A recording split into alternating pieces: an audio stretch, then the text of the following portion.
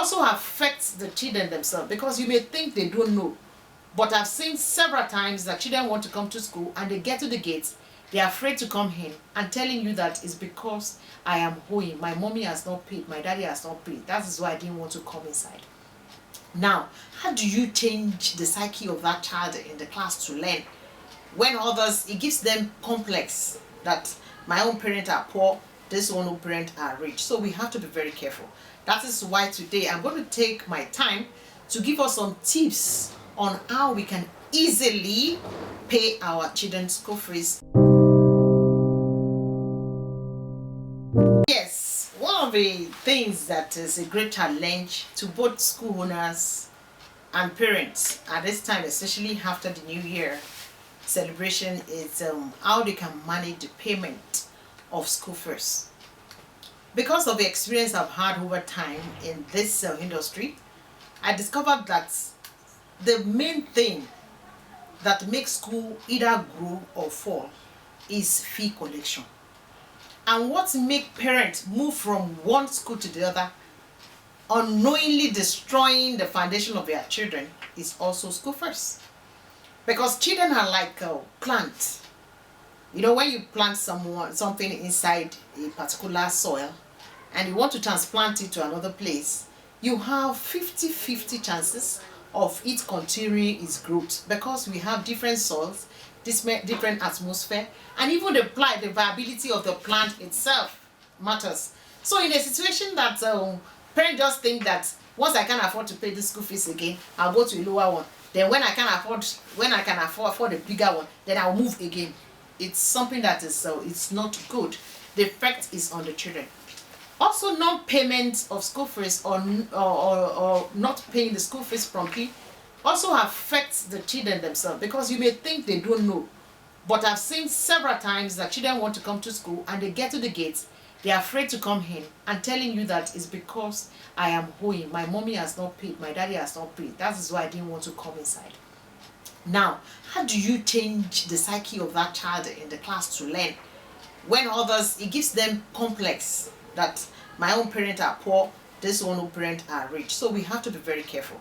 That is why today I'm going to take my time to give us some tips on how we can easily pay our children's school fees without raising any dust, or without naming ourselves with names that our parents have not given us. So, what are school fees? School fees is broad, especially in this part of the world. Sometimes it covers the tuition. Some of them will say health services like first aid, some school supply, uniform is there. You have sometimes extra charges from school bus, transportation is there. You have extra lesson, you have club activities. All those things can be lumped together and they tell you is a school fees. While some is just a tuition that they will give you as the school fees. So anyhow the case is, it is just the expenses that you have to carry out in educating your child in a particular setting. So how do you pay it easily? The first thing you have to do before you run into problem is check whether your school has a plan for flexible payment. I say flexible payment in form of installment payment. If they can do installment for you, it's a good one. So, and I advise all schools, never let your installment be more than 3 times. 3 times why? Because of those people that are having their salaries every month. 3 months make a term, and also at the end of a term you have to collect your money. So if you are doing 3 installments for people that are working and collecting salary, try and collect your post-dated check, 3 post-dated check, so that at least anyhow it is, you will be sure that the payment will be made. And for those that are not operating salaries, that they have their businesses, try and ask the school if it is possible. And to make yourself credible and committed to the course, you can sign letter of undertaking. It's already a printed material that you have in schools that you just sign. At so date, I'll be dropping this percentage of the school fees. At so date, I'll drop this percentage, and that, like that, you keep to your promises.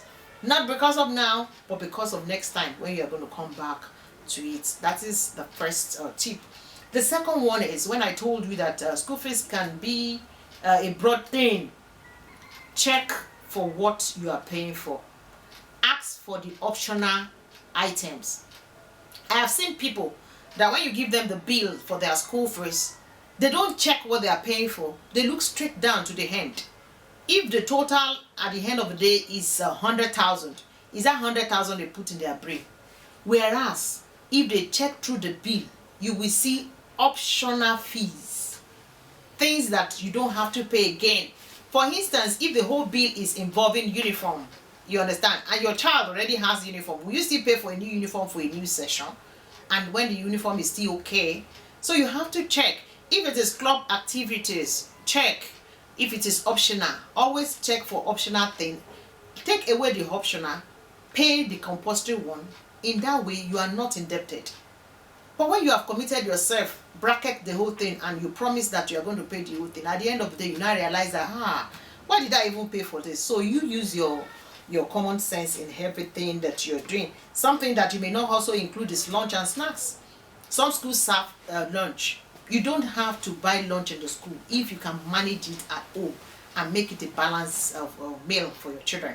So all those things can help you to pay promptly. The next one is budgeting. You need to make a monthly budget in your homes, especially this time after COVID. Money is not flowing as it used to be before. You know, many people were laid off from work, and even many work we lost patronates. So therefore, everybody will need to take it easy and make budgeting part of their daily living. So budget. The school fees is so amount. How much can we afford to drop this amount? Run a tight budget in your home so that you don't become a debtor or a defaulter in the school. The next one is you need to increase your income. Do not relax. In fact, living now is a serious matter. We used to take a lot of things for granted. If we are living in a society that the government is responsible for us, then we can say, okay, they are going to be giving us some social security and giving us some tips and some bonuses and this one. But nobody is collecting anything from anywhere. Everybody is just fending for themselves. So you need to increase your income too, so that you don't go and relax when you are not supposed to relax. Try and augment things that you do so that you have more money to run the home. The next one is also for you to always check your options. They used to say that shoes have sizes. There is a reason. So that you don't go and wear the one that will not be comfortable for you, or you wear the one that is oversized. So the same thing about school settings. School settings have sizes, and their sizes is according to the budget or the school fees they are operating. Don't say because the environment that you want for your children is an environment that is there is a lot of ambience there, and you have many things that you want to do, then they are overcharging you, and you think that because of that you are paying for the environment. You need to know.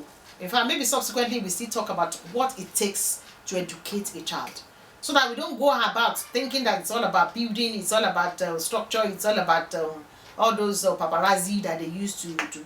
What exactly does it entail? Do not patronize schools that you cannot afford, because at the end of the day, when the chips are down, you are going to make account. The school owner will collect his money, and he did not force you to come. You are the one that forced yourself to come to the school. So always look for the one that your budget can accommodate. If it is a school that's within your finances and you can afford it, please do. If it is not, from the beginning, so that you will not fall into the crime of uprooting the children prematurely from one place to the other and destroying the flow of their training.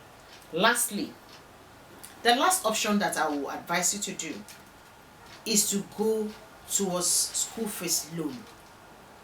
Go to credible banks. Like there are some banks that I know with little interest. They will pay whether the terminal or the whole sessional fee, and you cannot be paying them back at a particular date of the month. So with that, you will not be troubled that you have not paid the school fees, and the school will be able to have enough to run them. So before I drop this curtain today, I will tell you that whatever you do is like a triangle. On the top of that triangle are the children. The bound, we have the parent and the school. Anyone that releases its chances from any angle of the triangle makes the triangle false, and who is going to experience the hardest impact of the fall? The children. So whatever you do, if you do really love your children, take school fees payment as a priority. Make it a priority in your budgeting, because when these children are not being catered for, they will not give you the result that you need also. So you need to make them happy. And I used to tell people, school owners are not gods. They are not omnipotent. They are not omniscient. They are just where they are. There is little they can do. The teachers are the ones inside the classroom with these children. So if you project a poor parent to them, before you know it, they will treat your children the way you are not supposed to treat them. So please, let us be serious, up our game in this 2022, and I pray the Lord will be with us. You have a great time. I remain yours, Tolulope Yamah. Thank you.